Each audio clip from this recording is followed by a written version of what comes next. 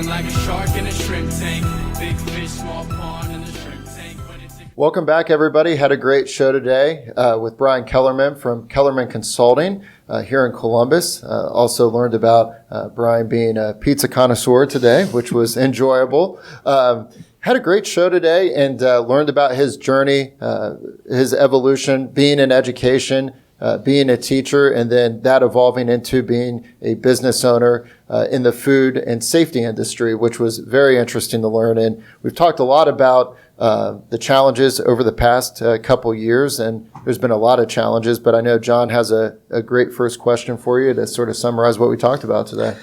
Yeah, thank you. So we talked a lot about building a consulting business, a knowledge-based business, and building a talented team so that you were no longer required to be involved with every project. What advice do you have out there for people that are maybe too in the weeds on their business on how to bring in a team that's talented enough to take over for you? Sure. When you're thinking about the people you have in your business, it comes down to either you have the right people or you do not. If you don't have the right people, it's time to get some new people. But if you do have the right people, if you find that you trust them, you need to take a step back, get your hands off the steering wheel and let some of those people drive and check in with them as much as you need to make sure that they're still doing the great job that you expect of them. I know that we talked specifically about the last 2 years being a challenging time, and you had a great point that there's a lot of challenging times in business, no matter what decade we're in. And how have you really approached that with your team? And what have you done to allow you guys to operate at an efficient and a high level, especially during the pandemic? Yeah. All times have proven challenging for various reasons, ups and downs with the world, the country, the place you live.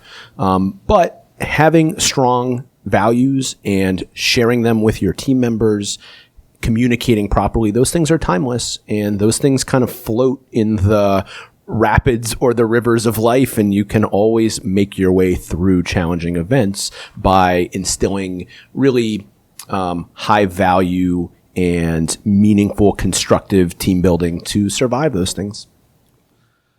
Well, there's probably a lot of people watching this, listening to the show who have just started or are thinking about starting a business, something that you've done in the last 5-6 years. What pointers do you have for someone out there who's thinking about making the leap?